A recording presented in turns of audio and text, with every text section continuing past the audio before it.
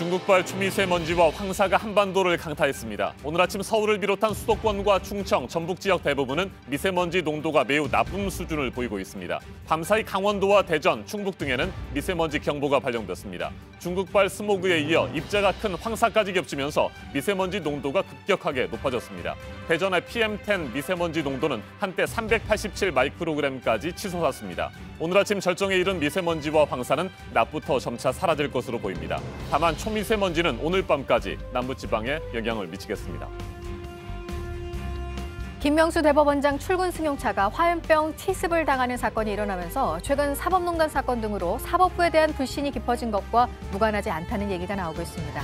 자신의 판결 결과에 불만을 품고 범행을 저지른 것으로 보이는 70대 남성에 대해 경찰은 오늘 구속영장을 신청할 것으로 보입니다. 이재명 경기지사를 둘러싼 의혹에 대해 검찰이 휴대전화기와 관련해 수사에 어려움을 겪고 있습니다. 해경군 김 씨 수사에 대해서는 부인의 휴대전화기를 확보하기 위해 압수수색에 나섰지만 빈손으로 돌아왔고 이 지사 친형 강제 입원 혐의에 대해서는 압수한 이 지사의 전화기 비밀번호를 알지 못해서 정보를 얻지 못하고 있는 것으로 파악됐습니다. 카지노와 외국인 관광객 유치를 담당하는 공기업의 상임이사에 문재인 대통령이 대표로 있던 법무법인의 사무장 출신이 선임되면서 낙하산 인사라는 지적이 나오고 있습니다. 이 공기업은 전임 사장이 국정농단에 연루됐다는 의혹으로 물러난 곳이라서 더 논란이 일고 있습니다.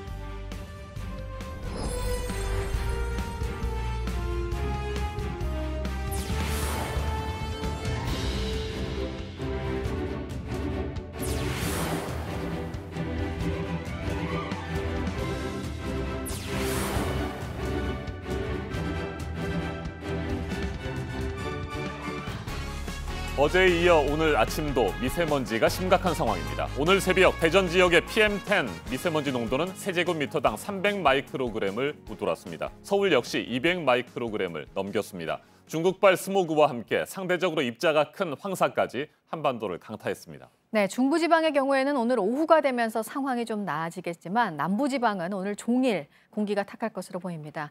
그동안 한반도 겨울 날씨의 특징 중에 사만사온이 있었는데 이제는 그게 아니라 사흘 추우면 나흘은 미세먼지의 습격을 받아야 한다는 사만사미 얘기도 나오고 있습니다. 이재승 기자가 보도합니다. 밤사이 중국발 황사가 한반도로 밀려오면서 미세먼지 농도가 크게 치솟았습니다. 지난 25일 중국 내이멍구에서 발생한 거대한 황사 폭풍의 일부가 서해상을 지나 우리나라로 들이닥친 겁니다. 오늘 새벽 대전의 PM10 미세먼지 농도는 한때 387 마이크로그램까지 올랐고 서울도 236 마이크로그램을 기록했습니다. 중국발 스모그에 이어서 상대적으로 입자가 큰 황사까지 겹치면서 입자 크기 10 마이크로미터 이하인 PM10의 농도가 급격하게 높아졌습니다. 어젯밤 서울에 미세먼지 주의보가 내려진 데 이어 오늘 새벽엔 경기와 강원, 충북, 대전에 미세먼지 경보가 발효됐습니다. 미세먼지가 남하하면서 특보구역은 점차 남부지방으로 확대되겠습니다. 국립환경과학원은 오늘 오전까지 미세먼지가 전국적으로 매우 나쁨을 보일 것으로 전망했습니다.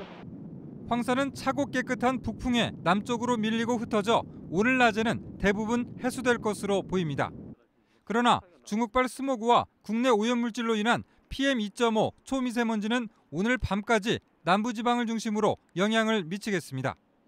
내일은 대기 흐름이 원활해지면서 전국의 미세먼지와 초미세먼지 농도가 모두 보통 수준을 보이겠습니다.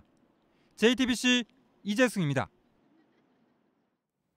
김명수 대법원장이 어제 아침 출근하면서 타고 있던 관용차가 화염병 피습을 당했습니다. JTBC가 확보한 인근 차량 블랙박스 영상에 당시 상황이 고스란히 찍혔습니다.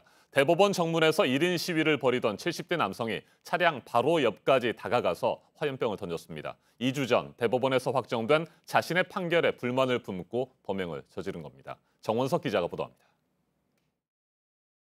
어제 오전 9시 10분쯤 대법원 정문 맞은편 주차장에 있던 차량 블랙박스에 찍힌 영상입니다.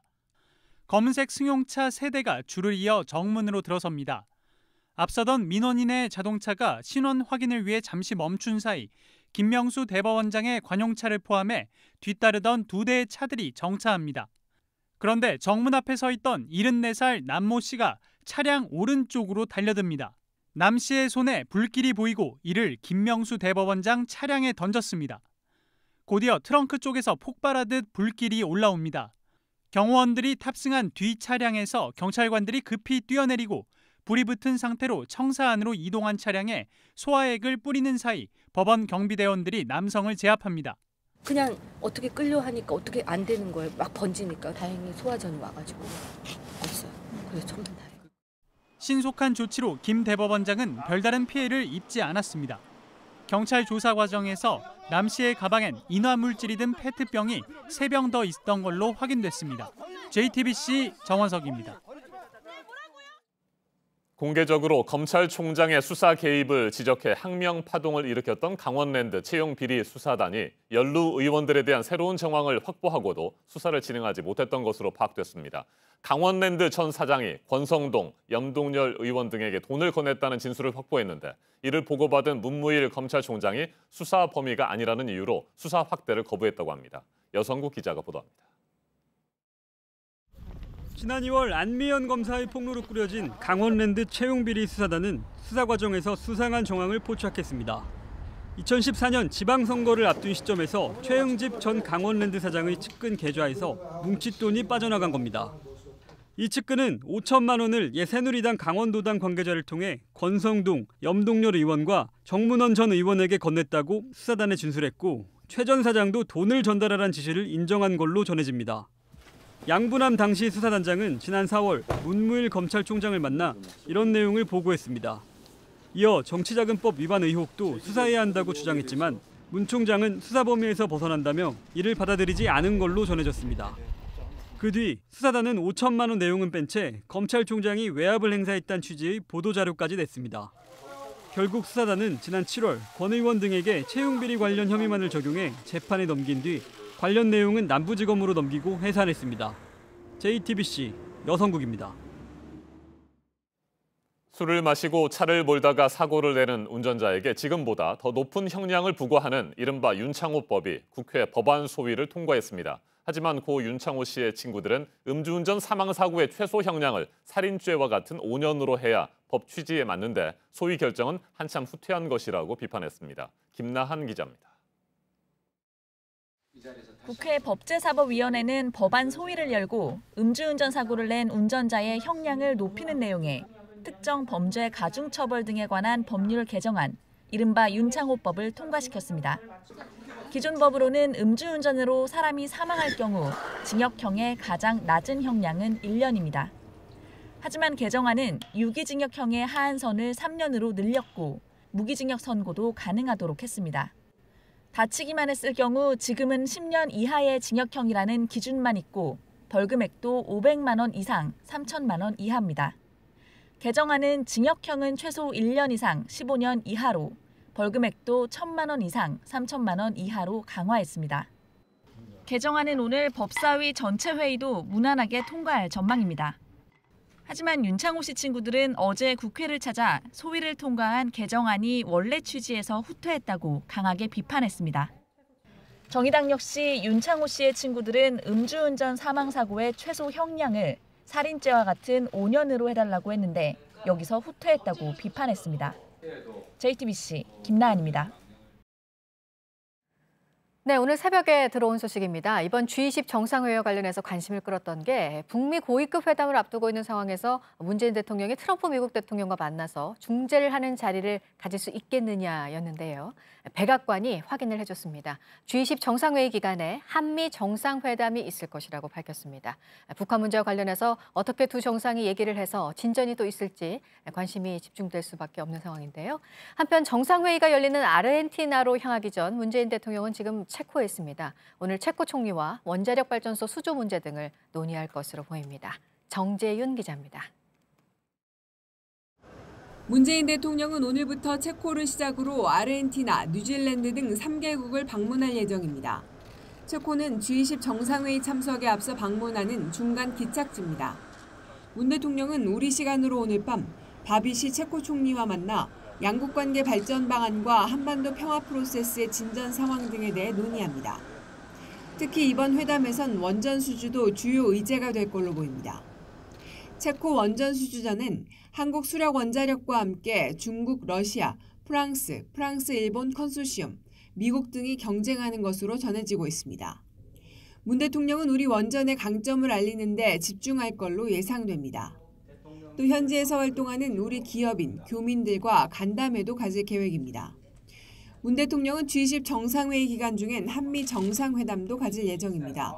존 볼턴 백악관 국가안보회의 보좌관은 백악관 브리핑에서 트럼프 대통령이 G20 정상회의 기간 중 문 대통령을 만날 것이라고 밝혔습니다. 문 대통령은 우리 시간으로 내일 새벽 G20 정상회의 참석차 아르헨티나로 이동합니다. 프라하에서 JTBC 정재윤입니다. 프랑스 상원 소속의 고위 공무원이 프랑스 정보 당국에 체포가 됐는데 북한의 스파이로 활동했다는 혐의 때문입니다. 프랑스와 북한과의 교류를 추진해온 단체 회장도 맡고 있고 북한을 자주 왕래도 한 사람입니다. 국가의 이익을 저해할 만한 정보를 수집해서 전달을 했는지 지금 조사가 진행되고 있습니다. 이지은 기자입니다. 스파이 혐의를 받는 브누아 케데네는 프랑스 상원에서 건축과 문화유산, 행정과 재정 업무 등을 담당하는 고위 관리입니다. 일간 르 파리지앵 등 프랑스 언론은 그가 지난 25일 저녁 파리 자택에서 긴급 체포됐다고 보도했습니다. 프랑스 국내안보국은 케네데가 주요 정보를 수집해 북한에 정보를 제공하는 활동을 했는지 조사하고 있습니다. 케네데는 현재 프랑스 코리아 친선협회 회장을 맡고 있습니다. 1990년대 만들어진 것으로 알려진 이 단체는 프랑스가 한국이 아닌 북한과 친선을 도모해야 한다고 주장하고 있습니다. 케네데는 2005년부터 본격적으로 북한을 왕래한 것으로 전해졌고 북한 관련 책도 여러 차례 펴냈습니다. 주요 외신은 그가 지난해 8월 북한 김영남 최고인민회의 상임위원장도 만났다고 보도했습니다. 프랑스 정보기관은 1년여 전부터 그를 감시해왔고 지난 3월부터 구체적인 혐의를 포착해 내사에 들어갔던 것으로 전해졌습니다. JTBC 이지은입니다. 우크라이나 함정을 무력을 써서 납포한 러시아에 대해서 국제사회의 비난이 커지고 있습니다. 러시아의 추가 도발에 대비해서 계엄령을 발동한 우크라이나는 그 적용 지역을 더 넓히기도 했습니다. 러시아는 납포된 우크라이나 선원 20여 명 가운데 3명을 2개월 동안 구속하기로 했고 나머지 사람들에 대해서도 비슷한 판결이 나올 것으로 보입니다. 조민중 기자입니다. 우크라이나 의회가 현지 시간 27일 계엄령 지역을 기존 8개 주에서 10개 주로 확대했습니다. 주로 러시아와 인접한 곳입니다. 또 당초 60일이었던 계엄 기간을 30일로 줄였습니다. 페트로 포로셴코 우크라이나 대통령은 러시아 군인들이 우리 국경을 넘으면 1초도 허비하지 않고 방어할 것이라고 말했습니다. 러시아는 납포된 승조원 3명에 대해 집단적 무단 월경 혐의로 2개월의 구속을 결정했습니다. 나머지 납포 승조원 21명에 대해서도 조만간 구속 여부가 결정될 것으로 보입니다. 어제 EU 등 국제기구에 이어 독일도 사태 해결을 촉구하고 나섰습니다. 우르졸라 폰 데 라이언 독일 국방장관은 러시아 측에 우크라이나 승조원들을 즉각 석방할 것을 요구했습니다. 그러면서 양측이 고조된 긴장을 완화하기 위해 노력해야 한다고 밝혔습니다. 러시아와 우크라이나, 독일, 프랑스 고위 관료들은 어제 독일 베를린에서 만나 이번 사태에 대해 논의했습니다. JTBC 조민주입니다. 이번에는 오늘 아침 체크해봐야 할 뉴스들을 분야별로 살펴보겠습니다. 먼저 정치 분야입니다. 일본 정부가 한국 해양 조사선이 독도 주변을 항해한 것에 대해 일본 영해를 침입했다며 우리 정부에 항의했습니다. 일본의 동의가 없는 조사 활동은 인정할 수 없다고 주장했습니다. 최근 한국 국회의원들이 독도를 방문한 것에 대해서도 항의했습니다. 자유한국당 김병준 비상대책위원장이 어느 정당이든 상관없이 한국 정치에서 계파 싸움은 반역사적인 행태라고 밝혔습니다. 다음 달 2일 기자간담회를 통해 계파 갈등이 있어서는 안 되는 이유에 대해 설명하겠다고 말했습니다. 한부모 가정시설 지원을 위한 내년도 예산 삭감을 주장해 비정하다는 비판을 받았던 자유한국당 송원석 의원이 어제 결국 사과했습니다. 지난 25일 국회 예결위 예산조정소위원회에서 한부모 돌봄 예산 61억 원 전액 삭감을 주장한 뒤 거센 비판과 항의를 받았습니다. 세계 최초로 5G 서비스를 상용화할 예정이었던 우리나라인데 그 기반이 되는 통신망은 불에 얼마나 취약한지 이번 KT지사 화재 사고로 보여줬죠. 통신사들의 5G 관련 행사들이 이번 주에 예정이 돼 있었는데 줄줄이 취소가 됐습니다. 통신사들이 협력을 해서 통신장애를 복구하는 게 먼저라는 설명인데 5G 신기술 상용화까지 이런 사고에 대한 대비를 철저히 해야 한다는 목소리가 높아지고 있습니다. 올해 강남권 마지막 로또 단지라는 얘기가 나오고 있습니다. 서울 서초구 반포동 3호 가든 맨션 3차 재건축 사업을 맡은 현대건설의 DH 라클라스 평균 분양가가 3.3제곱미터당 4,600만 원대에 책정이 됐습니다. 실제 분양 가격은 5천만 원대에 육박할 전망이지만 인근 단지 시세에 비해서는 낮은 것으로 평가가 되고 있습니다. 미국계 투자은행 골드만삭스의 무차입 공매도에 대한 대규모 과태료 부과 여부를 오늘 금융위원회 산하 증권선물위원회가 결정을 합니다. 앞서 지난달에 과태료 10억 원 부과를 논의했었는데 더 올릴 필요가 있다는 의견이 나와서 다시 오늘 심의를 하게 됐습니다. 계속해서 사회분야 뉴스입니다. 강은희 대구시 교육감이 어제 검찰에 소환돼 6시간 동안 조사를 받았습니다. 지난 6.13 지방선거 당시 선거 공보물에 특정 정당의 이력을 기재해 지방교육자치법 위반 혐의를 받고 있습니다. 어제 조사에서 강 교육감은 자신이 지시하지 않았다며 혐의를 부인한 것으로 전해졌습니다. 전남 여수에서 대학 수능 시험을 마친 고등학교 3학년 학생이 무면허 음주운전을 하다가 교통사고로 숨졌습니다. 어제 새벽 4시 20분쯤 여수시 학동 인근 도로에서 술을 마신 상태로 친구가 빌린 렌터카를 운전하다가 옹벽과 전신주를 잇따라 들이받았습니다. 어제 오후 1시 50분쯤 서울 강동구 고덕동의 한 초등학교에서 건물 외장 벽돌이 쏟아져 내렸습니다. 체육관 증축 공사를 하던 도중에 발생한 일인데 작업자 3명이 다쳤습니다. 경찰이 공사업체 관계자들을 대상으로 과실 여부를 조사하고 있습니다. 한국무용협회가 뽑는 대한민국 최고 무용가상에 최청자 대한민국 예술원 회원이 선정이 됐습니다. 한국적인 것을 현대적으로 승화시키는 독특한 기법으로 작품을 안무하고 작품마다 주체성이 담긴 춤을 선보였다는 평가를 받았습니다. 다큐멘터리 영화 폴란드로 간 아이들을 연출한 추상미 감독이 김대중 노벨 평화 영화상을 받게 됐습니다. 평화와 인권 신장에 기여한 작품들에 주는 상입니다. 여성 감독으로는 처음입니다. 통일신라 때 만들어진 것으로 추정되고 있는 산청 범항리 3층 석탑 지금 화면으로 보고 계신데요. 77년 만에 고향으로 돌아왔습니다. 국립진주박물관 야외 전시장에 지금 공개가 됐습니다. 조선시대 허물어졌고 일제강점기 여러 곳을 떠돌아다닐 수밖에 없었는데 고향 근처인 진주로 이렇게 이관이 돼서 원형 그대로 복원이 됐습니다. 2021년 발사를 목표로 하고 있는 한국형 우주발사체입니다. 누리호 시험 발사체가 오늘 오후에 발사가 됩니다. 누리호에 들어갈 엔진의 성능을 검증하기 위해서입니다. 어제 오전에 발사대로 옮겨져서 점검을 받았는데 예행 연습에서도 문제가 없어서 오늘 아마 발사가 될 것으로 보입니다.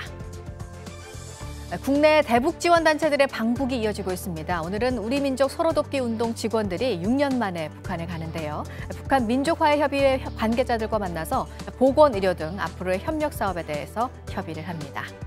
웹사이트를 이용할 때 이것 때문에 스트레스 받는 분들 많으십니다. 액티브엑스인데요. 제거 방법을 오늘 정부가 설명을 하는 자리를 마련합니다. 보안 프로그램을 설치할 필요가 없는 간편 온라인 결제 등 방안들이 소개가 될 예정입니다. 지금까지 분야별로 오늘 눈여겨봐야 할 뉴스들 체크해드렸습니다. 이어서 날씨 정보 알려드립니다.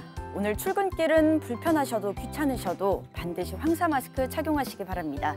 고농도 미세먼지의 황사까지 더해지면서 중부지방을 중심으로 미세먼지 경보와 주의보, 또 초미세먼지 주의보가 발효 중인데요. 전북과 경북에도 미세먼지 주의보 내려져 있고 황사가 점차 남쪽으로 이동하고 있어서 특보는 그 밖에 남부지방으로도 확대할 것으로 보입니다.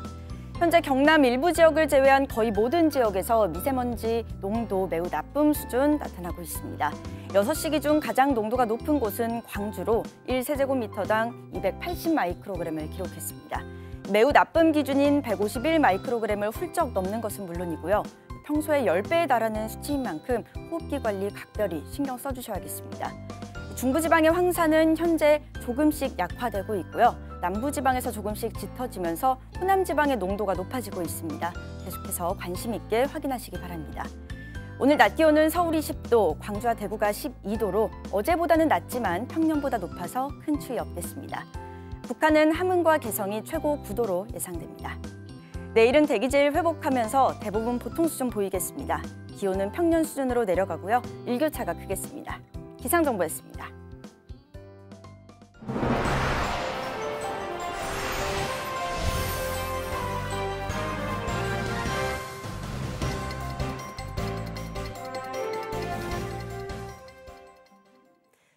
서울 강남의 유명 한정식집 주인 얼굴에 휘발유를 뿌리고 불을 붙인 40대 남성에 대해 경찰이 구속영장을 신청했습니다. 가해자 남성은 식당 주인 아들이 자신에게 돈을 빌려간 뒤 갚지 않았다고 밝혔습니다. 백수진 기자입니다. 40대 남성 A씨는 어제 오후 4시쯤 강남의 한 유명 한정식집 주인의 얼굴에 휘발유를 뿌리고 라이터로 불을 붙였습니다. 주인 이모 씨는 이 남성과 함께 자신의 방으로 들어갔다가 머리카락에 불이 붙고 얼굴 피부 일부가 녹아내린 상태로 비명을 지르며 밖으로 뛰쳐나왔습니다. 머리가 불이 막 나서 빡쓴지 뭘 반대로 이거 이런 소리까지 막 어떻게 죽어서 뒹구를 하고 막 그 말도 했는데 이 씨는 얼굴에 화상을 입고 병원으로 옮겨졌지만 생명에는 지장이 없는 것으로 전해졌습니다. 가해자 A씨는 신고를 받고 출동한 경찰에 붙잡혔습니다. 경찰 조사 결과 A씨는 이 씨의 아들에게 빌려준 돈을 받지 못했다며 항의하다가 말다툼 끝에 범행을 저지른 것으로 드러났습니다. 경찰은 특수상해 혐의로 구속영장을 신청했습니다. 경찰은 또 이 씨가 회복되는 대로 A씨와 어떤 관계인지, 피해 당시 무슨 일이 있었는지 등을 조사할 계획입니다. JTBC 백수진입니다. 전역을 2달 앞둔 해군 병장이 음주운전 교통사고로 목숨을 잃었습니다. 동반자석에 타고 있다 사고를 당했는데 운전자는 다름 아닌 친한 선배였습니다. 사고 당시 현장에 피해자를 버려두고 도망쳤고 경찰 조사에서도 음주운전 사실을 부인하던 범인을 잡은 건 차량 에어백에 묻은 DNA였습니다. 하혜빈 기자입니다. 하얀색 차량이 갑자기 중앙선을 넘어 불법 유턴을 합니다. 맞은편에서 달려오던 택시는 미처 피하지 못하고 부딪힙니다. 차량은 택시와 부딪힌 뒤 2번을 회전하고 도로 중앙에 있는 화단을 들이받은 뒤에야 멈췄습니다. 사고를 낸 운전자는 26살 조모 씨였고 혈중 알코올 농도는 면허 취소 수준인 0.109%였습니다. 조 씨는 가벼운 찰과상만 입었지만 조수석에 타고 있던 이모 씨는 차도로 튕겨나가 정신을 잃었습니다. 하지만 조 씨는 음주운전 사실을 숨기기 위해 친한 후배였던 이 씨를 버려두고 도망쳤습니다. 이 씨는 지나가던 시민의 신고로 병원에 실려갔지만 숨졌습니다. 이후 경찰이 운전자를 찾아 나서면서 조사를 받게 된 조 씨는 숨진 이 씨가 운전을 했다고 거짓말을 했습니다. 제가 운전한 게 아니고 혼자 운전하다 그렇게 됐다고. 하지만 경찰은 차량 에어백의 DNA를 검사했고 여기서 실제 운전자 조 씨의 DNA가 검출된 겁니다. 결국 사건 2달 만에 진범이 잡혔고 경찰은 조 씨를 도주치사 등의 혐의로 구속했습니다. JTBC 하혜빈입니다. 퇴근하는 여성을 납치해서 돈을 빼앗아 달아난 2인조 강도가 범행 사흘 만에 강원도 정선의 강원랜드에서 붙잡혔습니다. 범행한 뒤에 곧바로 도박을 하러 간 건데 빼앗은 돈은 거의 탕진한 뒤였습니다. 배승주 기자입니다. 자신의 승용차를 타려는 여성을 마스크로 얼굴을 가린 괴환 2명이 뛰어가 붙잡습니다. 달아나던 여성을 때려 제압한 뒤 강제로 뒷좌석에 태웁니다. 지난 23일 오후 6시쯤 경남 진주시 한 보건소 주차장에서 발생한 사건입니다. 인적이 드문 외곽 지역 보건소에서 여성이 혼자 근무하는 점을 노렸습니다. 이들은 납치한 여성을 2시간 동안 데리고 다니다 통장 비밀번호를 알아내 550여만 원을 인출한 뒤 풀어줬습니다. 계속 저항을 하고 이렇게 하니까 얼굴을 때렸고요. 테이프로 손발을 감고요. 피해 여성의 신고로 수사에 착수한 경찰은 도주 차량을 추적해 그제 강원도 정선의 강원랜드에서 36살 김모 씨 등 2명을 긴급 체포했습니다. 경찰 조사 결과 이들은 범행 뒤 곧바로 강원랜드로 가 사흘간 도박에 빠져 있었습니다. 검거될 당시 수중에 남은 돈은 30만 원이 전부였습니다. 도박을 해서 돈을 좀 불려서 빚을 더 많이 갚고자 했다, 그렇게 진술하고 있습니다. 경찰은 이들에 대해 특수 강도와 감금 등의 혐의로 구속영장을 신청했습니다. JTBC 배승주입니다. 정부가 이달 초에 발표한 미세먼지 대책에 따르면 미세먼지 비상 저감 조치는 예보 수치만으로도 취할 수 있습니다. 그만큼 예보의 중요성이 커졌는데 현재 인력과 장비로는 정확한 예보가 어려운 실정입니다. 어제도 이 같은 문제점이 다시 드러났습니다. 윤영탁 기자입니다. 환경부 국립환경과학원은 지난 26일 예보에서 어제 전국의 미세먼지 농도가 보통 수준이라고 전망했습니다. 황사 이야기는 없었습니다. 입자 크기가 10마이크로미터 이하라는 뜻의 PM10은 미세먼지와 황사의 농도를 나타내는 수치입니다. 오전 5시 예보에서도 바뀐 것은 없었습니다. 같은 시각 기상청은 낮부터 황사 가능성이 있다고 전망했습니다. 미세먼지 등급 예보가 바뀐 건 이미 백령도의 황사가 도달한 오전 11시 무렵이었습니다. 수도권에 미세먼지 비상저감 조치가 시행된 지난 6일과 7일, 정작 예보에선 매우 나쁨 전망은 없었습니다. 지난 4월 환경부의 자료엔 국립환경과학원의 오보율이 14.8%, 그중 오늘 예보는 10번 중에 1번, 내일 예보는 5번 중에 1번 틀린 것으로 나타났습니다. 인력과 장비가 턱없이 부족하기 때문입니다. 일반 날씨의 경우 전국적으로 200여 명의 기상청 예보관이 분석과 예보를 담당하고 있습니다. 반면 미세먼지는 현재 8명의 예보관이 2인 1조로 12시간씩 맡아 전국을 분석하다 보니 오류가 생길 수밖에 없습니다. 미세먼지 비상저감 조치에는 많은 비용이 들어가는 만큼 정확한 예보를 위한 인적, 물적 토대 구축이 절실합니다. JTBC 윤영탁입니다. 중국발 스모그와 황사까지 한반도에 유입되면서 어제와 오늘 미세먼지 농도가 치솟는 등 최악의 대기질 상태를 보이고 있습니다. 한낮에도 하늘은 뿌옇고 제대로 해를 보기가 힘들 정도입니다. 문제가 심각하다는 것은 누구나 다 알고 있는데 뚜렷한 해결책은 없는 것 같아서 더욱 답답한 상황입니다. 장임석 국립환경과학원 대기질 예보센터장과 자세하게 짚어보겠습니다. 어서 오십시오. 네, 센터장님. 사실 오늘 미세먼지의 심각성과 전망, 대책 등을 듣고 싶어서 오늘 이 자리에 이렇게 모셨는데 앞서 윤영탁 기자의 관련 리포트가 있어서 조금 다른 질문을 한 가지 먼저 여쭐 수밖에 없게 됐습니다. 짧게 질문을 드리겠습니다. 미세먼지 예보를 담당하고 있는 국립환경과학원 대기질 예보센터에서 근무를 하고 계시는데 이 대기질 예보센터의 인력과 장비가 턱없이 부족해서 정확한 예보를 하기가 힘들다 이런 지적이 있습니다. 어떻게 생각하세요? 예, 지금 예보는 이제 2명의 예보관이 이제 전국 대상으로 이제 예보를 생산하고 있는데요.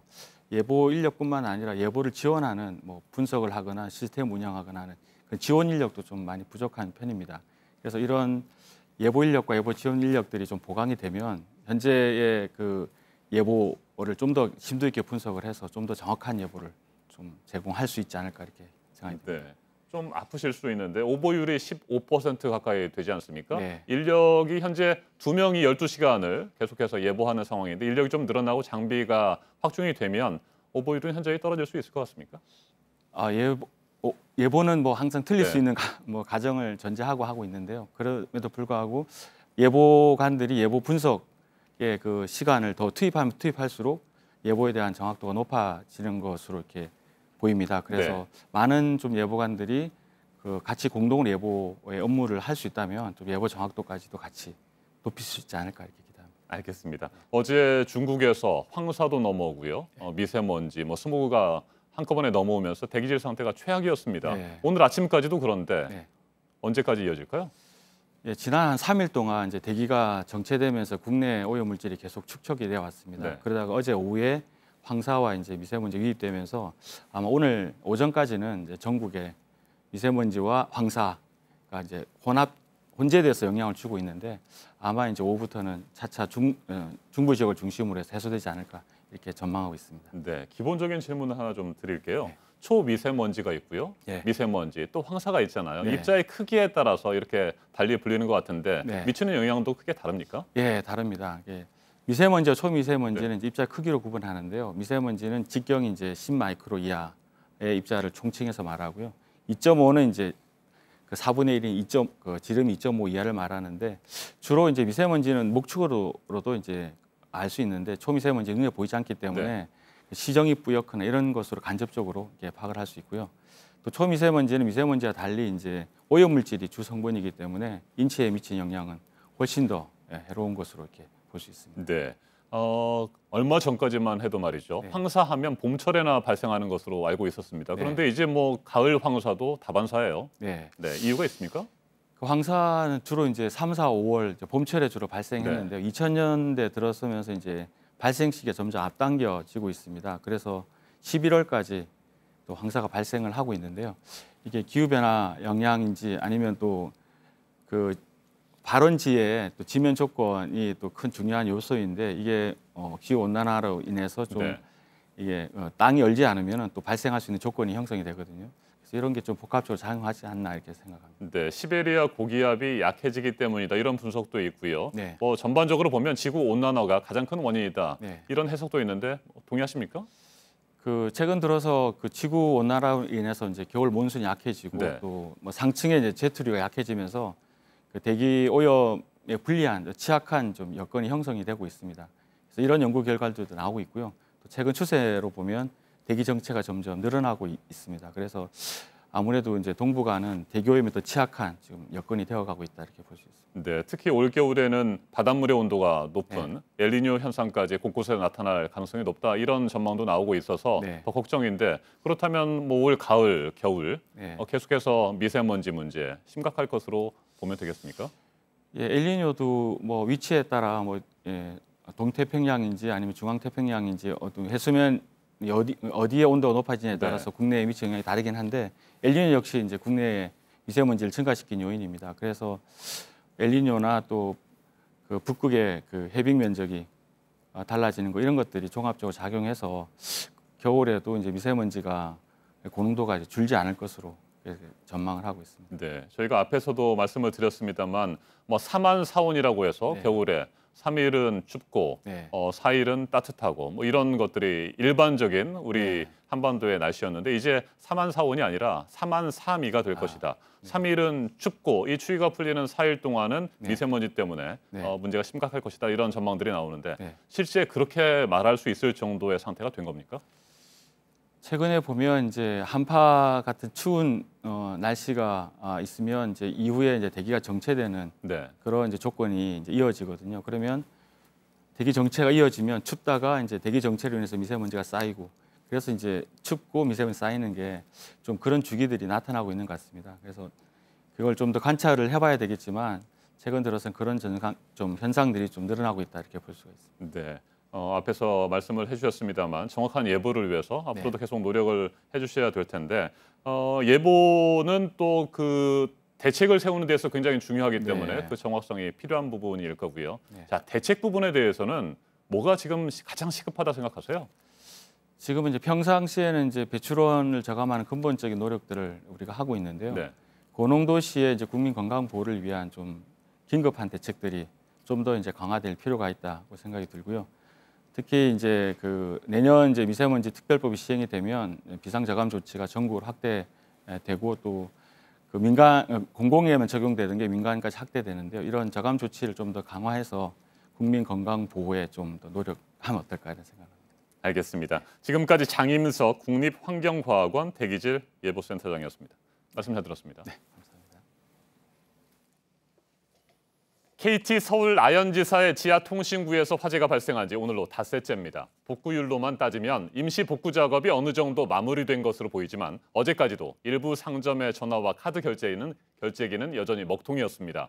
소상공인 단체는 공동 대응을 예고하고 나섰고 KT 이동전화 가입자의 이탈도 이어지고 있습니다. 전다빈 기자가 보도합니다. 서대문구에서 치킨집을 운영하는 이방술 씨는 나흘째 울리지 않는 전화에 속이 탑니다. 전화도 안 되고 카드 결제도 아직 안 되고 있습니다. 배달 건수로 봤을 때요. 하루에 100건 이상 하고 있는 집인데 지금 30건 이하로 지금 되고 있습니다. 이 씨의 가게는 지난주와 비교했을 때 요일별 매출이 최대 56% 줄었습니다. 인터넷이 복구되면서 일부 가게들은 어제부터 영업을 재개했습니다. 그런데 불과 길 하나만 건너면 되는 이 곰탕집은 여전히 카드 결제가 안 됩니다. 4일째 전화 예약도 못 받으면서 손님이 절반으로 줄었습니다. 순차적으로 되고 있는데 카드가 되는 데까지 안 가는 데는 안 가게 되거든요. 일방적으로 그냥 기다리라라는 답변밖에 없었습니다. 아예 통신사를 바꾼 편의점도 있습니다. 사람들이 다 탔을 거 아니에요. 엄마는. 그래서 복구하는데 아무래도 오래 걸릴 것 같아서 바꿔버린 것 같고 60, 70분 정도 카드거든요. 사고 이후 KT 이동전화 가입자는 1,506명 줄었습니다. 같은 기간 SK텔레콤과 LG U+ 가입자가 늘어난 것과 비교됩니다. 소상공인연합회는 이번 사고로 약 17만 명의 자영업자들이 피해를 본 것으로 추산된다며 집단 소송 등을 위한 법률 지원에 나서겠다고 밝혔습니다. JTBC 전다빈입니다.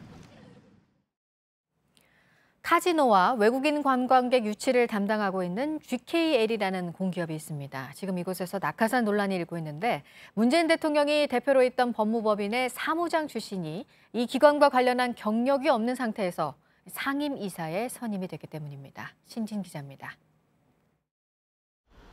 그랜드 코리아 레저 GKL은 주주총회를 열고 4명의 이사를 선임했습니다. 연봉이 1억 1천만 원에 달하는 상근직입니다. 이 중엔 문재인 대통령이 만든 법무법인 부산의 사무장과 송무실장으로 일한 송병곤 씨가 포함됐습니다. 송 씨는 불임 사건을 다룬 영화 변호인에 등장하는 국밥집 아들의 실제 모델로 알려져 있습니다. 외국인 전용 카지노를 운영하는 GKL은 관광 및 카지노 사업에 대한 지식과 경험이 풍부한 인물을 상임이사 자격 조건으로 명시했지만 송 씨는 관련 경력이 없습니다. 지난 2014년 지방선거에 새정치민주연합의 부산시의원 후보로 출마한 바 있습니다. GKL 측은 낙하산 인사 논란에 대해 임원추천위원회가 송 씨에 대해 서류 심사와 인터뷰를 진행했고 주주총회에서 결정했기 때문에 별도의 공식적인 입장은 없다고 밝혔습니다.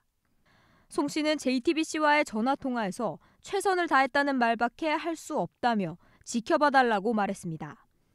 GKL은 국정농단에 연루된 의혹으로 전임 사장이 물러나는 등 낙하산 인사 논란이 제기됐지만 올해 문재인 대통령을 공개 지지한 유태열 전 대전지방경찰청장을 사장으로 선임해 논란이 일었습니다.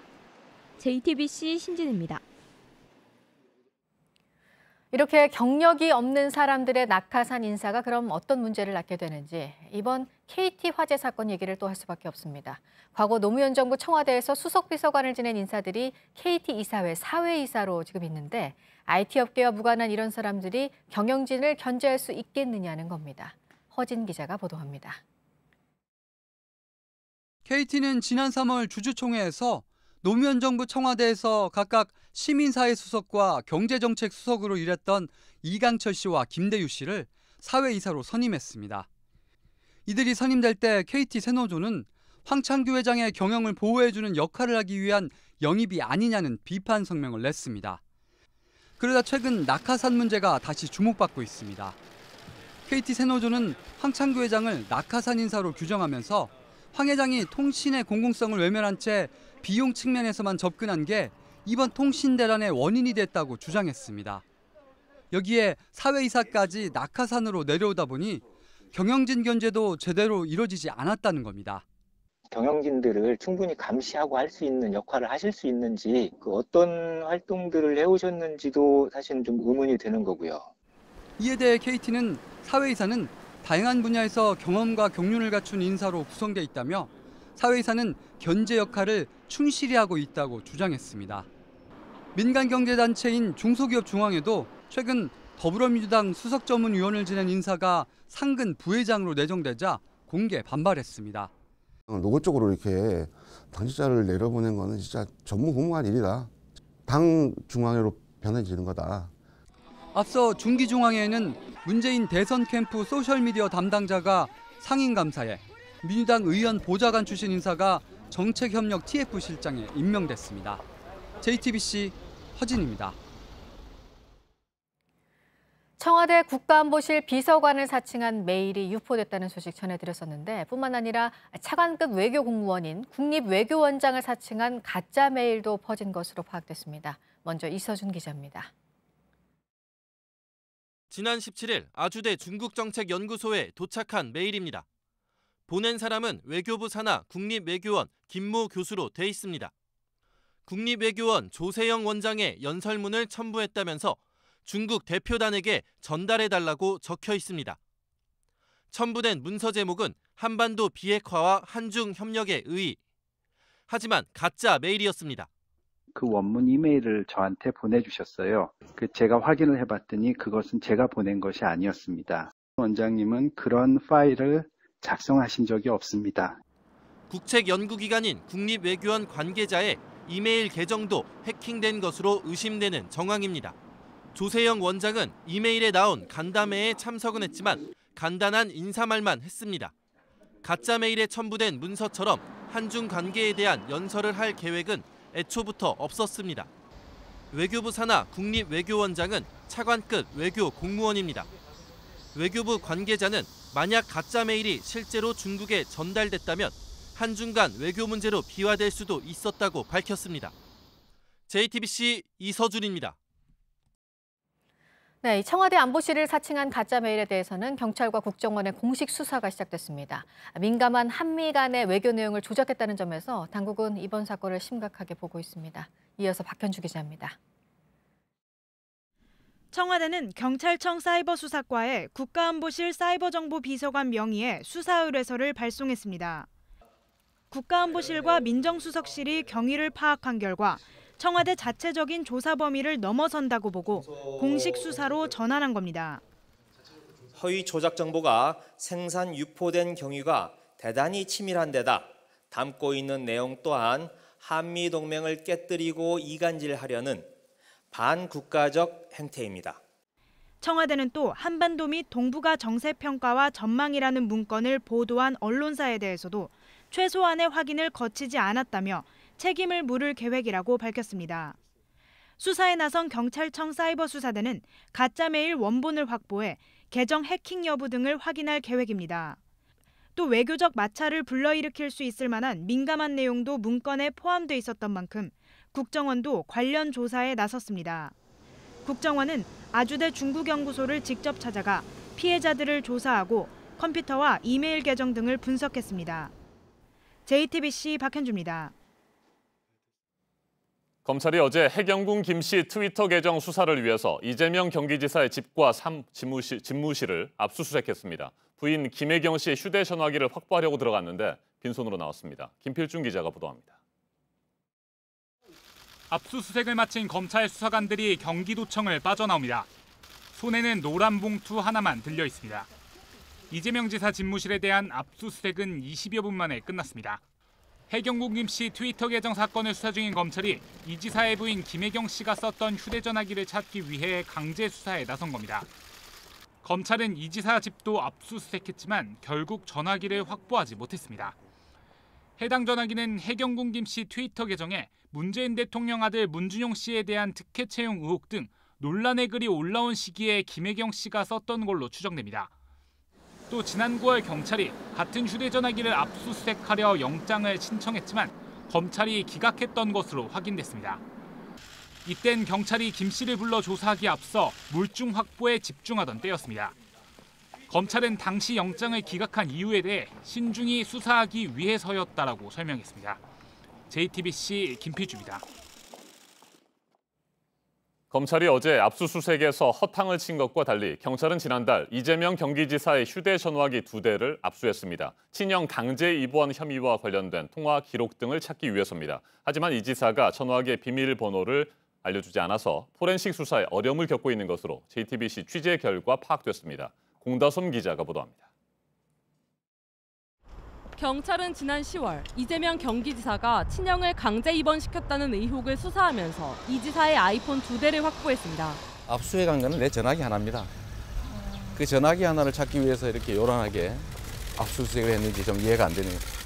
하지만 수사당국은 지금까지도 이 아이폰에서 제대로 된 정보를 얻지 못하고 있는 것으로 전해졌습니다. 이 지사 측이 압수된 아이폰 2대의 비밀번호를 풀어주지 않았다는 겁니다. 전문가들은 아이폰의 경우 사용자 협조 없이 외부에서 잦은 접근이 있을 경우 자동으로 데이터가 지워질 수 있다고 지적합니다. 경찰로부터 아이폰을 넘겨받은 검찰은 비밀번호를 찾기 위해 다양한 방식을 시도하고 있습니다. 이에 대해 이 지사 측은 모든 수사 단계에서 성실히 협조했다며 기소 의견으로 송치된 상황에서 자세한 부분에 대한 언급은 부적절하다고 말했습니다. 이 지사는 그동안 휴대전화기의 중요성을 강조해왔습니다.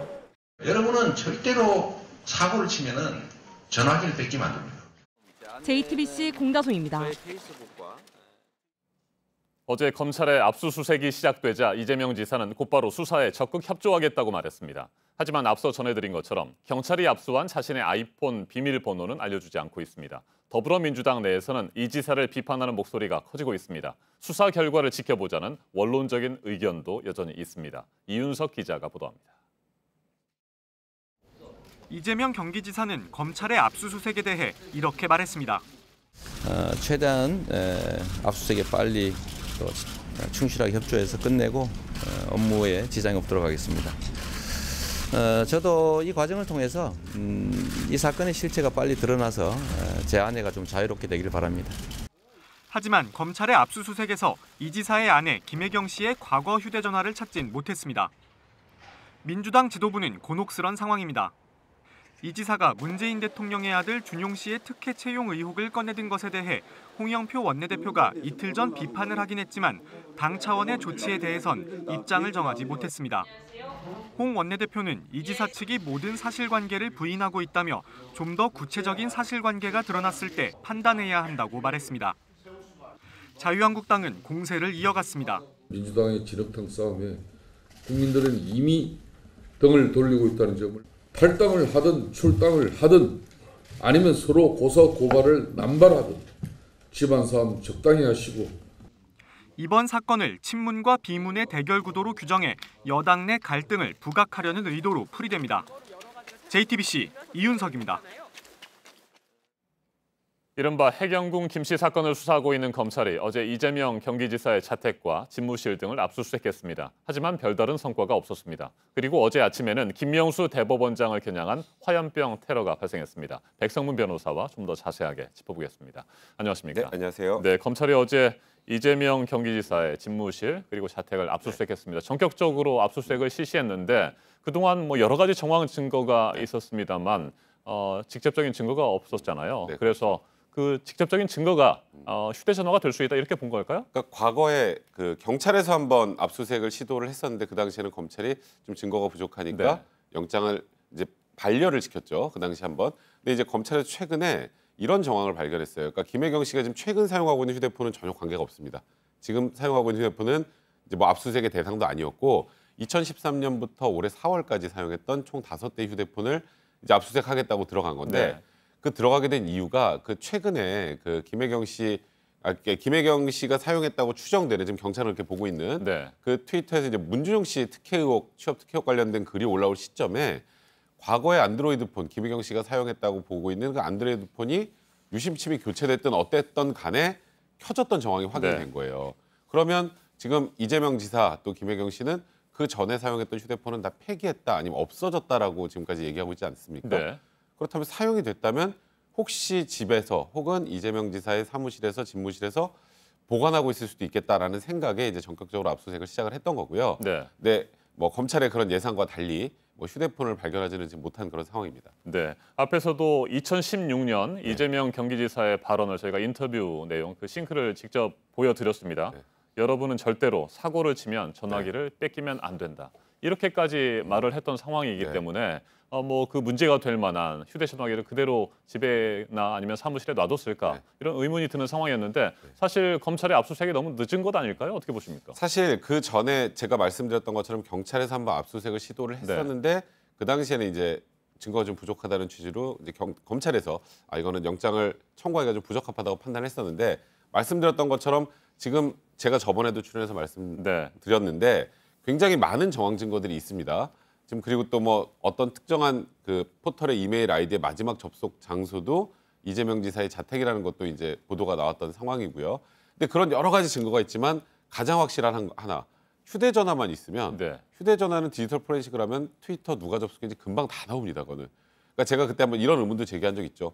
이거는 김혜경 씨 또 이재명 지사 측에서 보면 무죄를 입증할 가장 중요한 스모킹건인데 그게 논란이 된 이후에 사라졌다 없어졌다라고 얘기하는 게 제가 좀 납득이 안 간다는 말씀을 드렸는데 정반대로 또 이제 수사기관 입장에서는 그 많은 정황 증거들의 이 휴대폰만 하나 딱 확인이 되면 그럼 끝입니다. 말 그대로 수사가.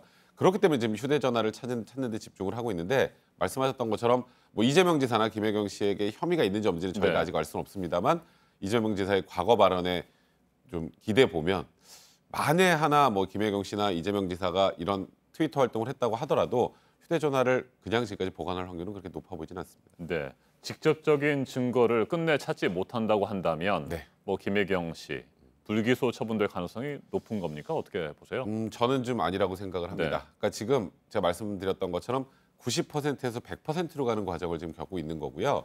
뭐 경찰 입장에서도 기소 의견을 송치를 한 건 검찰과 일단은 최근에는 수사할 때 이제 검찰이 경찰을 수사 지휘를 하지는 않습니다. 표면적으로는. 하지만 이런 중요한 사안에서는 경찰과 검찰이 어느 정도 의견 조율이 돼서 기소 의견을 송치됐을 가능성이 굉장히 높은 상황이기 때문에 검찰에서도 기소는 하는데 확실하게 하고 싶었던 것 같아요.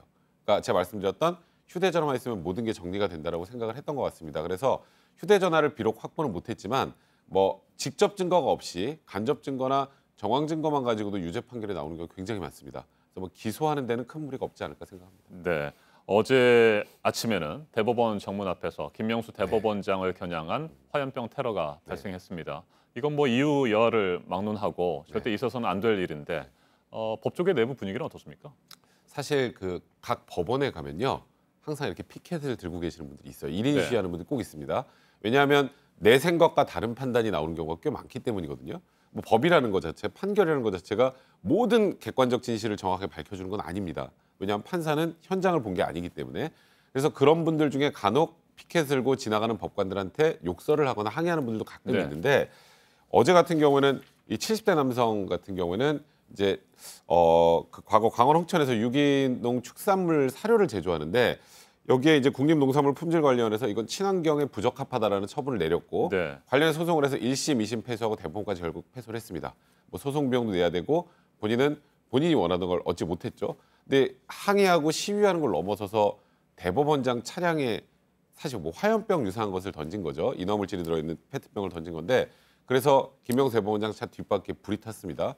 이런 정도 상황이라면 이 정말 이 누군가에 대한 테러를 넘어서서 사법부에 대한 테러라고 볼 수 있는 거거든요. 이거는 굉장히 엄벌에 처해질 가능성이 많은 상황입니다. 네, 과거에 뭐 재판 결과에 그 불복한 사람이 석궁으로 판사에게 뭐 위협을 하거나 쏜 일도 있었잖아요. 네, 그 영화로도 나왔었죠. 부러진 화살이라고. 그러니까 그 본인의 재임용과 관련해서 제대로 되지 않은 것에 이제 문제를 제기해서 재판을 했는데 재판에서 본인의 뜻대로 되지 않아서 석궁을 쐈다. 근데 그게 이제 고의로 쐈는지 실수로 발사됐는지에 대해서는 아직도 논란이 있습니다만 그렇게 본인의 생각과 사법부의 판단이 다른 경우에 판사에게 직접 테러를 가하는 경우들이 있었는데 이런 경우에는 통상의 똑같은 사안이 일반인에게 발생했던 것보다 좀 더 중하게 판단을 합니다.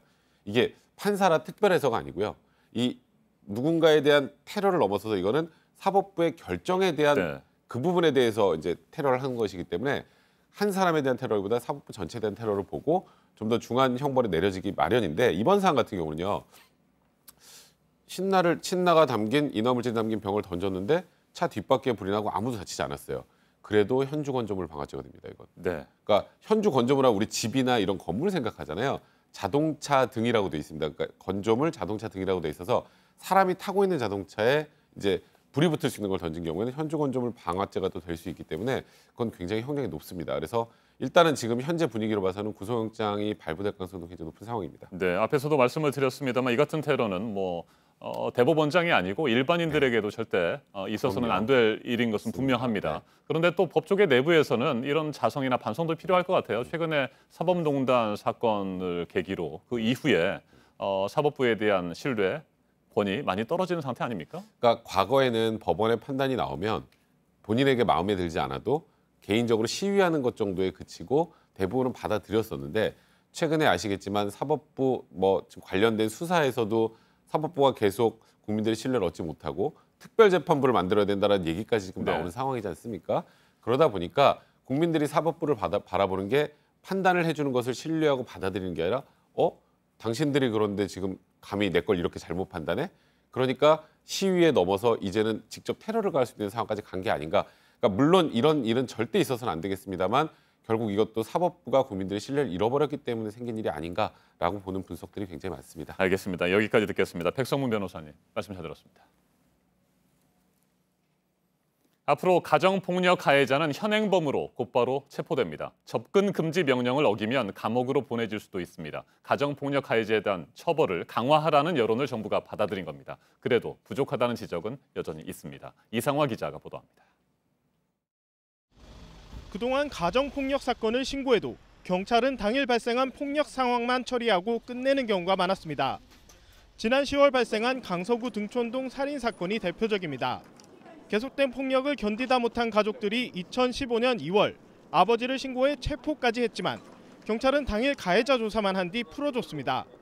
피해자를 가해자로부터 분리시키지도 않았고 과거 폭력에 대한 조사도 하지 않았습니다. 돌아간 가해자는 폭력을 계속 행사하다 결국 살인으로 이어졌습니다. 앞으로는 상습적으로 폭행하거나 흉기를 사용하면 구속 수사를 원칙으로 하게 됩니다. 경찰 응급조치 요령엔 현행범 체포를 명시해 대부분 경우 가해자를 유치장에 충분히 격리하도록 하겠다는 입장입니다. 접근 금지 제도도 전면 손질합니다. 지금까진 접근 금지 대상을 살던 집이나 직장같이 특정 장소로 정했습니다. 이젠 아예 피해자와 가족 구성원에 접근할 수 없도록 바뀝니다. 위반하면 과태료가 아닌 징역이나 벌금을 부과합니다. 하지만 피해자가 원치 않으면 처벌을 하지 않는 조항은 그대로 유지돼 여전히 실효성이 떨어진다는 지적입니다. JTBC 이상화입니다. 1970, 80년대 3천여 명이 감금돼서 폭행 등에 시달린 부산 형제복지원 사건 피해자들을 문무일 검찰총장이 직접 만나서 눈물을 흘리면서 사과를 했습니다. 피해자들은 사과와 눈물로 끝나서는 안 되고 이 사건 진상규명을 위한 특별법이 통과돼야 한다고 말했습니다. 이지혜 기자입니다. 문무일 검찰총장이 형제복지원 피해자들을 한 명 한 명 마주했습니다. 그리고는 고개를 숙였습니다. 너무 늦어서 참으로 송구스럽다는 말씀을 드리고 싶습니다. 과거 자신들을 외면했던 검찰의 수장과 마주한 피해자들 목소리는 가늘게 떨렸고 30여 년 한많은 세월은 울음으로 터져나왔습니다. 학교 가고 싶다고 해도 보내주지 않고 차 안에서 구타, 강금, 폭행 얼마나 많이 당했는지 생각만 하면 할수록 막 치가 떨리지만 우리는 이제 군인도 아닌데 군대식으로 1수대, 2수대 이런 식으로 이제 소대원을 부르고 얼마나 많이 맞고 내가 잘못 안 했는데도 단체로 기합을 주시고 전두환 정권의 눈치를 보면서 인권 유린을 묵인했던 검찰을 겨냥해 질책도 이어졌습니다. 검찰이 조금만 더 신경을 쓰고 준비를 하였더라면 지난 30년 동안에 여기 살아있는 수많은 생존자들의 피와 땀이 이렇게까지는 깊지 않았으리라고 감히 생각하게 됩니다. 문 총장은 눈물로 사과했습니다. 과거 정부가 법률에 근거 없이 내부부 훈령을 만들고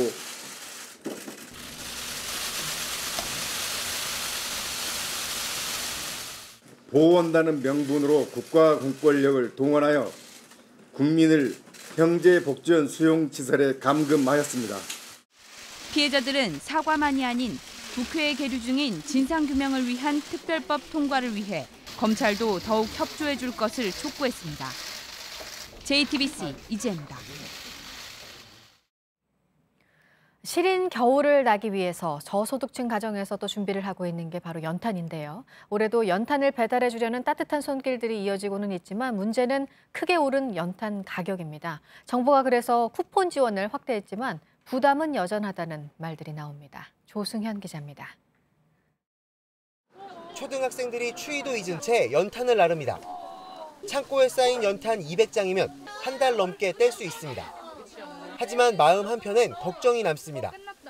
정부가 연탄 최고 판매 가격을 19.6% 인상해 소비자 가격도 장당 105원 올랐기 때문입니다.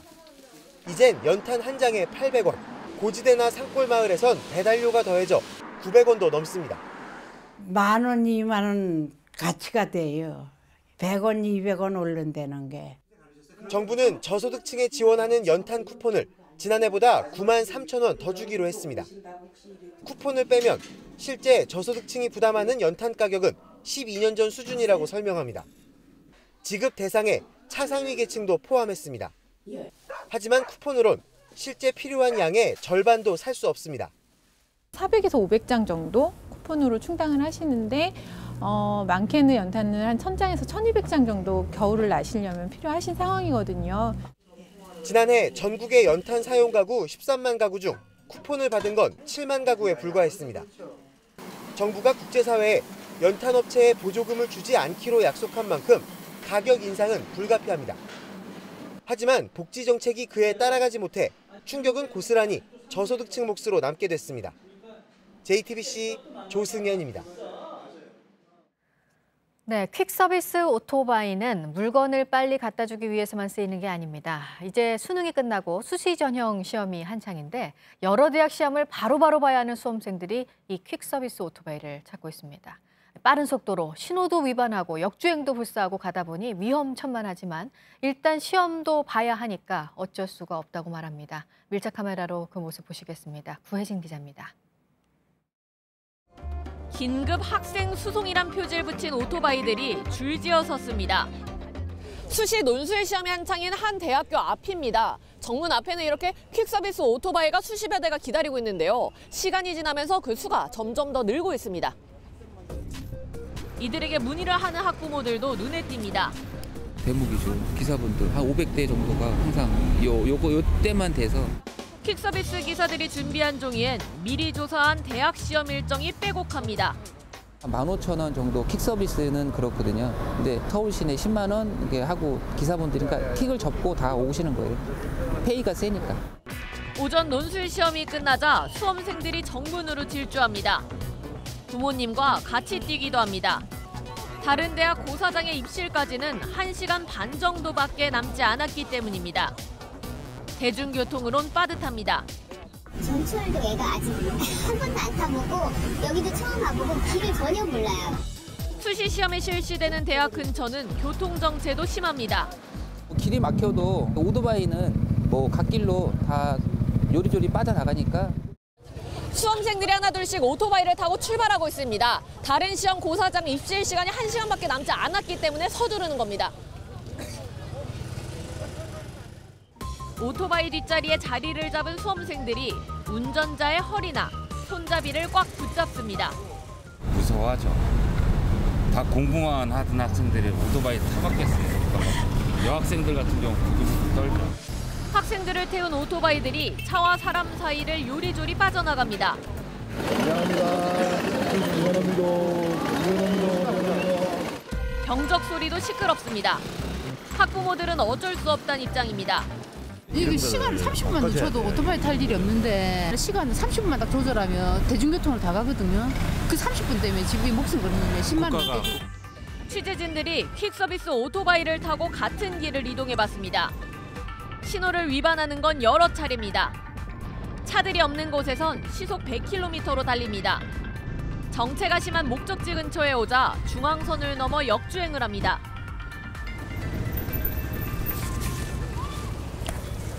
차로 1시간이 걸리는 거리를 30분도 안 돼 도착했습니다. 눈이 많이 내린 지난 토요일에도 오토바이로 이동하는 수험생들이 많았습니다. 헬멧을 쓰지 않은 학생도 눈에 띕니다. 취업준비생들도 퀵서비스 오토바이 이용에 가세했습니다. 일명 A매치데이라고 불리는 공기업 시험날이나 금융권 시험일이면 고사장마다 오토바이들이 북적입니다. 학생들에게 합격 문자를 받기도 합니다. 입학할 때도 이렇게 위험하고 어렵게 했었는데 졸업할 때도 그래야 된다는 게 좀 가슴 아프지만 매년 해왔네요. 어떻게 하다 보니. 퀵서비스 이용이 늘어나고 있지만 오토바이가 돈을 받고 사람을 태우는 행위에 대한 법 규정은 없습니다. 무법이에요, 무법. 사고가 나도 보험 처리 등 보상을 받긴 쉽지 않습니다. 대학들이 시험 시간만 조금씩 조정해줘도 불안감이 많이 줄 텐데요. 입시가 아무리 중요하다지만 수험생의 목숨만큼 중요할까요? 밀착 카메라 구혜진입니다.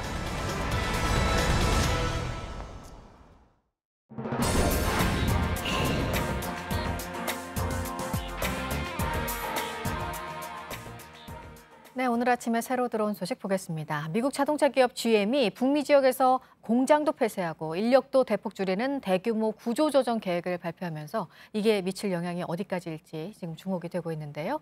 트럼프 미국 대통령이 이에 대해서 불편한 심기를 드러냈다고 합니다. 보도국 연결해서 알아보겠습니다. 안태훈 기자, 보조금 삭감을 생각하겠다 이렇게 말했다고요?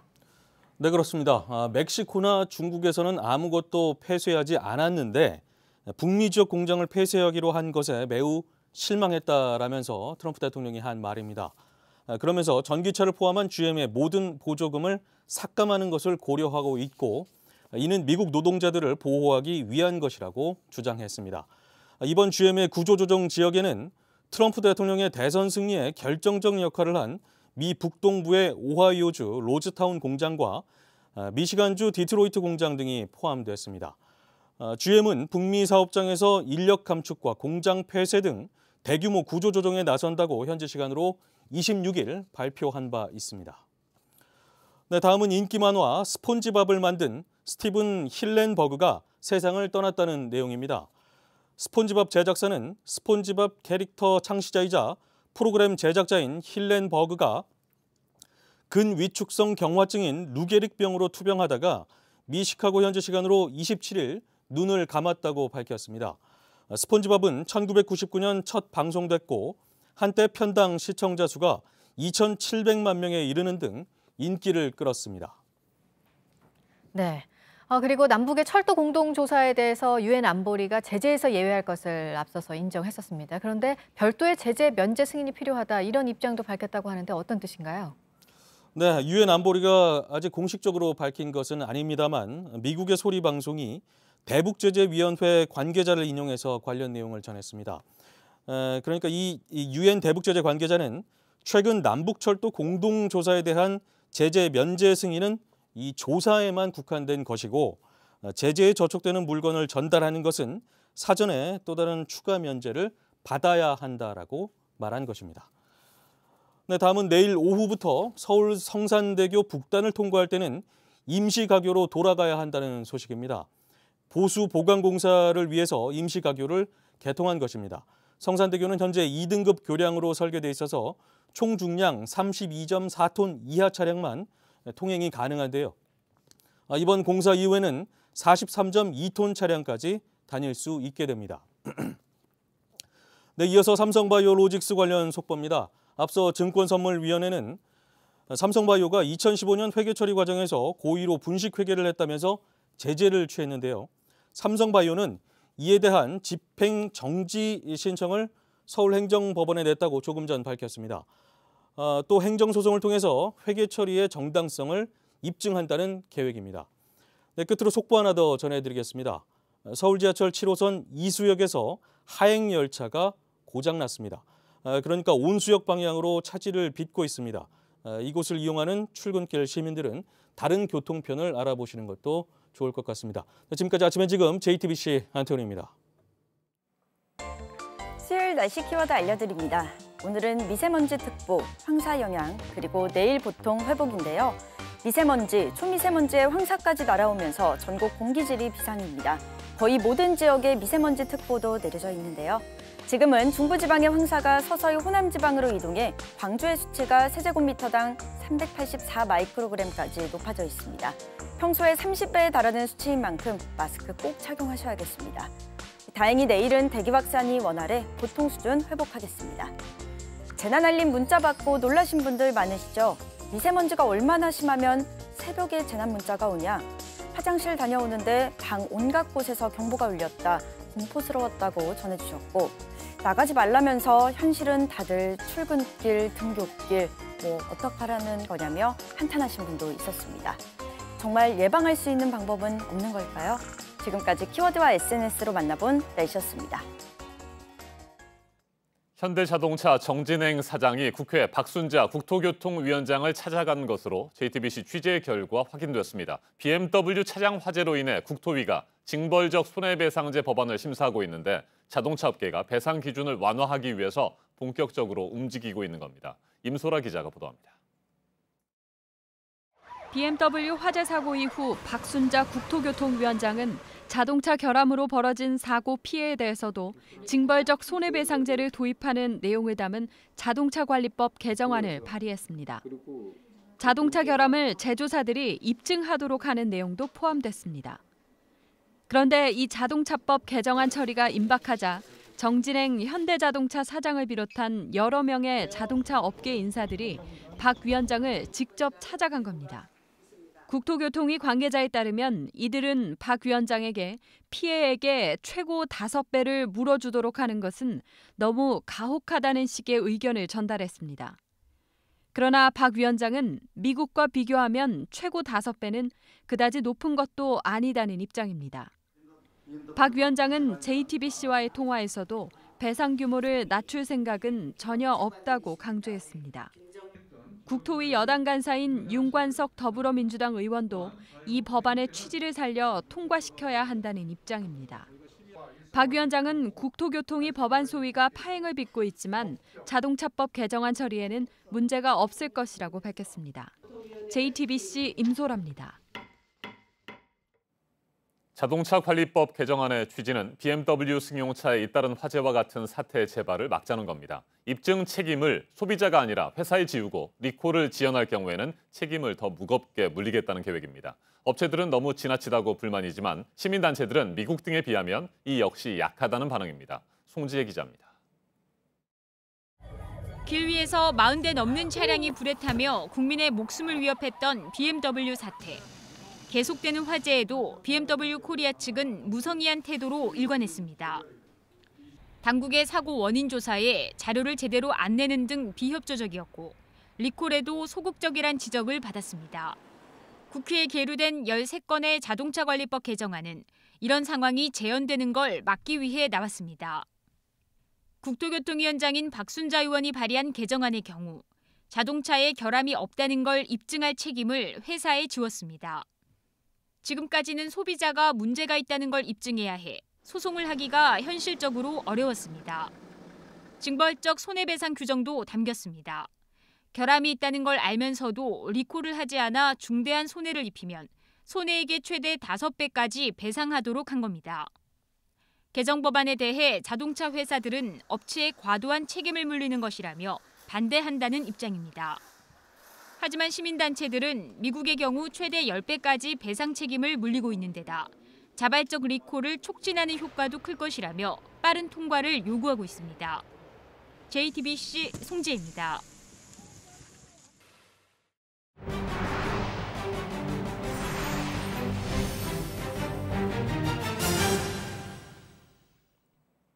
노동개혁과 정치개혁 등을 불도저처럼 밀어붙여온 마크롱 프랑스 대통령이 급격한 유류세 인상에 반발하는 민생고 시위에 직면하자 한 발 물러섰습니다.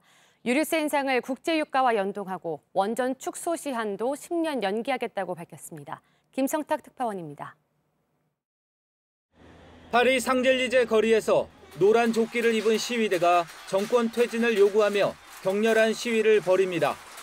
친환경 에너지 정책으로 전환하겠다며 정부가 경유 23%, 휘발유 15% 등 유류세를 급격히 올린 데 반발한 겁니다. 이들은 기름값이 오르면 물류 비용과 물가가 오르고 가계 구매력이 줄어든다고 반발했습니다. 민생고 시위가 정권 퇴진 운동으로 번질 조짐을 보이자 마크롱 대통령이 생중계 연설에서 수습책을 내놨습니다. 유류세 인상이 예상보다 큰 고통을 초래했다며 세금이 현명하게 작동할 방안을 찾겠다고 했습니다. Cette taxe aujourd'hui un peu aveugle et permettre d'avoir tous les trimestres un rendez-vous qui permette en quelque sorte d'atténuer l'effet pour nos concitoyens s'il devait y avoir une envolée des cours mondiaux. 마크롱 대통령은 현재 75%인 원자력 발전 의존율을 50% 수준으로 낮추는 시점도 직전 올랑드 정부 안에서 10년 늦춰 2035년으로 조정했습니다. 하지만 마크롱 대통령은 기후변화 위기가 심각한 만큼 친환경 경제 전환이란 노선을 바꿀 수는 없다고 밝혔습니다. 런던에서 JTBC 김성탁입니다. 미국 국민 수천만 명이 대이동을 펼치는 추수감사절 연휴에 때이른 눈폭풍이 닥쳤습니다. 눈폭풍은 최대 시속 80km에 달해 항공기가 무더기로 결항하고 수십만 가구의 전기도 끊겼습니다. 미국 기상청은 통상 1, 2월에 나타나는 눈보라가 11월에 온 건 매우 드문 일이라고 했습니다. 김준영 기자입니다. 눈보라의 공항이 순식간에 눈밭으로 변했습니다. That was canceled, so then I had to hurry and find another flight. 하늘길뿐 아니라 육로도 마비됐습니다. 고속도로는 통행이 제한됐고 도로 곳곳에서 빙판 사고가 일어나 한 명이 사망하는 등 인명피해가 잇따랐습니다. 미국 추수감사절 연휴 막바지에 기록적인 눈폭풍이 시카고 등 미국 중서부를 강타했습니다. 현지 시간 25에서 26일 내린 눈은 곳에 따라 시간당 5cm가 넘는 폭설을 뿌렸습니다. 일리노이주 일부 지역에선 40cm 이상 쌓였습니다. 시카고에서만 비행기 1,200여 편이 결항하는 등 이틀간 전국적으로 2,800여 편의 항공편이 취소됐습니다. 시카고에선 한때 34만여 가구가 정전 피해를 겪어 복구 작업이 진행 중입니다. 미국 기상당국은 11월 눈폭풍은 이례적이라며 추가 피해를 경고했습니다. 시카고 튜리브는 칼럼을 통해 지구 온난화가 겨울철 지구의 혹한을 부르고 있다고 전했습니다. 그러면서 트럼프 대통령은 기상이변이 미국 국내 총생산의 10%에 영향을 줄 수 있다는 미국 정부 보고서를 믿지 않는다고 말했다고 지적했습니다. JTBC 김준영입니다. 중국 쓰촨성에서 승용차가 버스 정류장으로 돌진해 9명이 숨졌습니다. 사고 현장은 그야말로 아비규환이었습니다. 정류장에서 버스를 기다리던 사람들은 피할 새도 없이 참변을 당했는데요. 임신부 1명을 포함해 9명이 숨졌습니다. 사고 직후 차량 운전자가 흉기로 자해를 시도했지만 주변 사람들에게 곧바로 제압당했습니다. 경찰이 운전자를 상대로 정확한 사건 경위를 조사하고 있습니다. 미국 뉴욕에서는 차량이 인도로 돌진해 과일 좌판을 부수고 행인까지 덮쳤습니다. 길을 지나던 남성 1명이 숨지고 6명이 다쳤는데요. 이 중 2명이 위중한 상태입니다. 70살의 운전자는 인도를 주차장으로 착각해서 가속 페달을 밟았다고 하는데요. 사건을 수사하는 경찰은 도로를 폐쇄하고 현장 감식을 진행했습니다. 미국 중서부 지역의 폭설 소식 앞서 전해드렸는데요. 미시간주에서 고가도로에 쌓여있던 눈이 아래로 떨어지며 아찔한 상황이 벌어졌습니다. 자동차 한 대가 눈 덮인 도로를 달립니다. 고가도로 아래를 지나려는데 대형 트럭이 지나가며 일으킨 눈덩이들이 날아들더니 앞 유리창이 산산조각납니다. 자칫 2차 사고로 이어질 수 있는 아찔한 상황인데요. 다행히 다친 사람은 없었다고 합니다. 단단하게 뭉친 눈은 볼덩이만큼 위험합니다. 눈 오는 날에는 더욱 안전운전에 유의하셔야겠습니다. 4m 높이의 거대한 간판이 기우는 듯 하더니 그대로 행인을 덮칩니다. 중국 창춘성의 한 쇼핑몰 앞에서 벌어진 일인데요. 행인 4명이 간판 아래 깔렸는데 천만다행으로 크게 다치지는 않았습니다. 경찰은 강한 바람 때문에 간판이 쓰러진 것으로 추정하고 있습니다. 올망졸망 모여있는 소들 가운데 거대한 얼룩무늬 소가 단연 눈에 띕니다. 호주의 한 목장에 사는 니커즈라는 이름의 암소인데요. 193cm의 키에 몸무게는 무려 1.4톤에 달합니다. 워낙 덩치가 크다 보니 함께 있는 다른 소들이 송아지처럼 작아 보이는데요. 크기만 큰 게 아니라 힘도 센지 가벼운 인사에도 친구는 휘청거립니다. 니커즈는 호주에서 가장 큰 소로 유명 인사가 됐다고 합니다.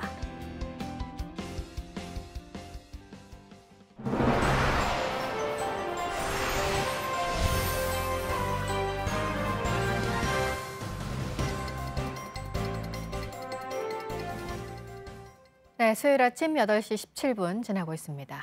제주대병원의 한 교수가 직원을 폭행하는 영상이 공개가 돼서 지금 또 충격을 주고 있는데요. 이 의사의 폭행은 환자들이 보는 앞에서도 또 카메라에 그 모습이 찍히는 걸 알면서도 계속됐습니다.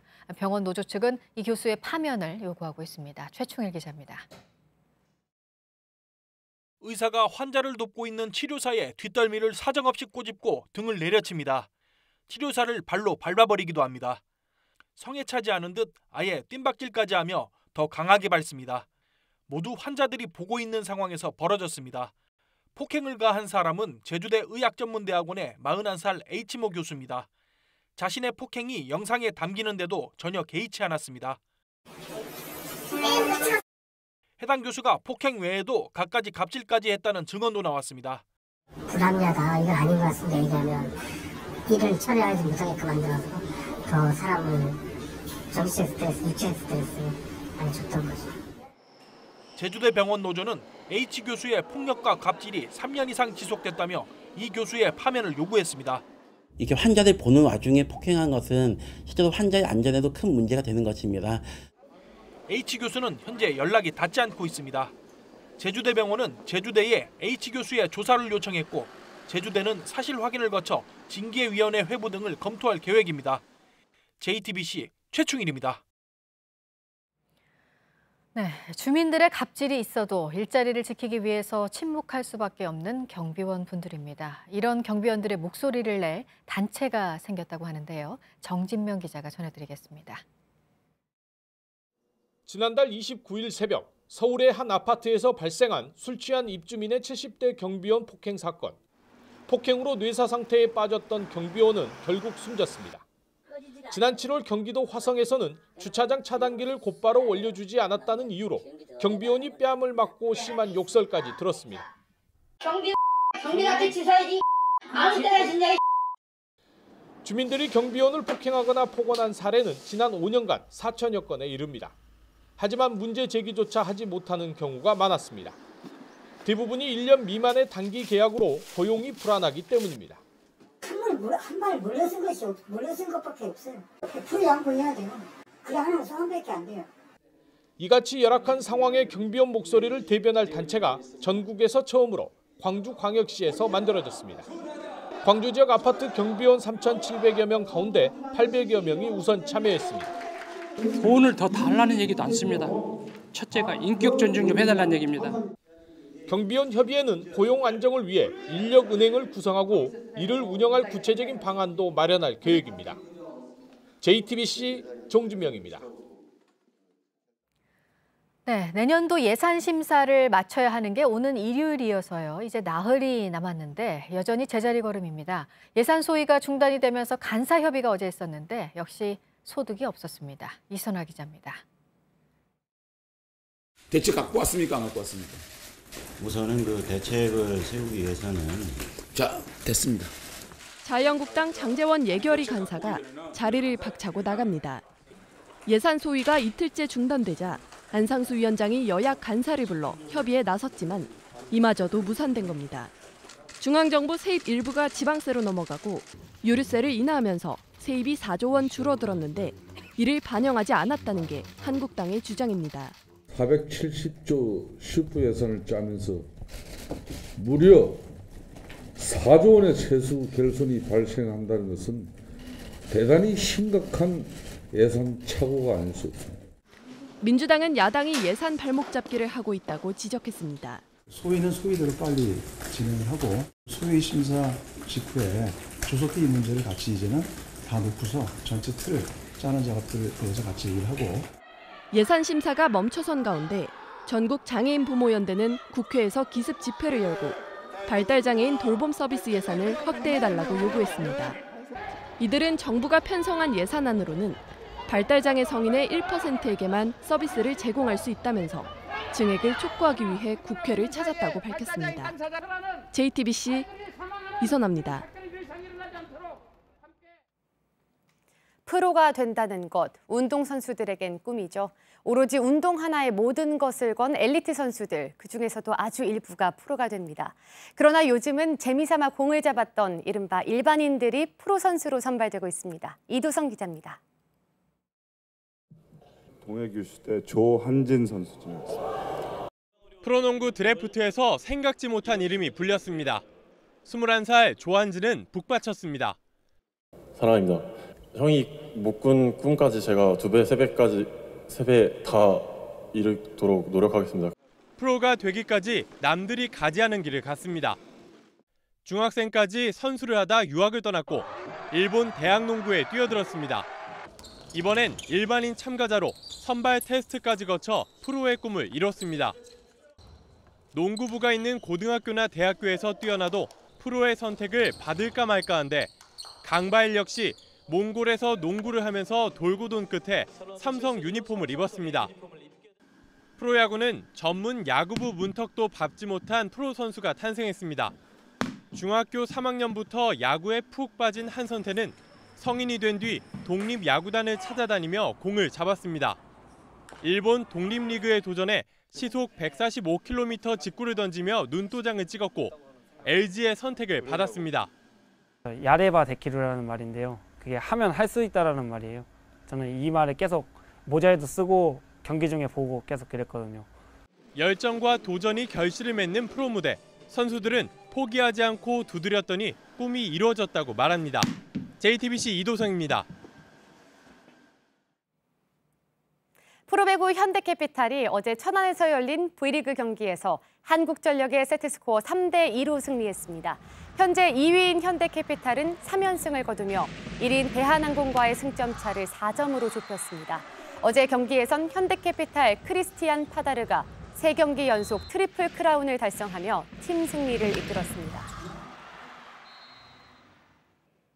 한국 여자 프로골프 KLPGA 투어에서 이정은 선수가 상금왕과 최저 타수상을 2년 연속 수상했습니다. 상금왕과 최저 타수상을 한꺼번에 2년 연속 받은 건 신지혜 선수가 2006년부터 2008년까지 3년 연속 수상한 이후 10년 만입니다. 이정은은 골프 취재 기자들이 뽑은 베스트 플레이어 상도 2년 연속 수상하며 3개의 개인 타이틀 트로피를 받았습니다. 음주운전 사실을 신고하지 않고 트레이드된 프로야구 KT 강민국이 30경기 출전 정지 처분을 받았습니다. KBO는 상벌위원회를 열고 2014년 NC 시절 강민국이 음주운전으로 벌금형을 받은 것을 KBO에 알리지 않은 것에 대해 이같이 징계를 내렸습니다. KBO는 음주운전 적발 사실을 은폐한 강민국의 전 소속팀 NC는 제재금 1,000만 원을 부과했습니다. NC는 과거에도 이성민의 승부 조작 의혹을 숨기고 트레이드한 사례가 있어 민폐 구단이라는 꼬리표를 달게 됐습니다.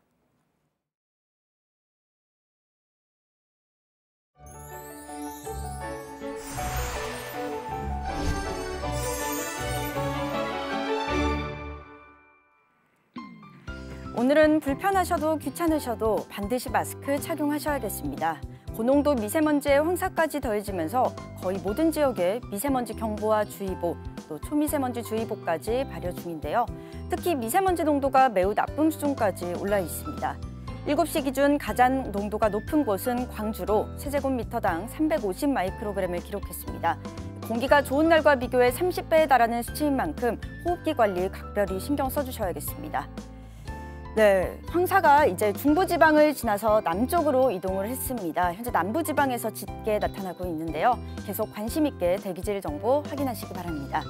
오늘 낮 기온 서울이 10도, 광주와 대구가 12도로 어제보다는 낮지만 평년보다 높아서 큰 추위 없겠습니다. 북한은 함흥과 개성이 최고 9도로 예상이 됩니다. 또 평양은 6도, 해주는 8도가 되겠습니다. 내일은 대기 확산이 원활해서 미세먼지 농도 보통 수준 회복하겠습니다. 기온은 평년 수준으로 내려가겠고 일교차가 크겠습니다. 기상정보였습니다. 아침엔 뉴스워치, 오늘 하루 관심을 가지고 지켜봐야 할, 기억해야 할 뉴스 끝으로 정리해드립니다.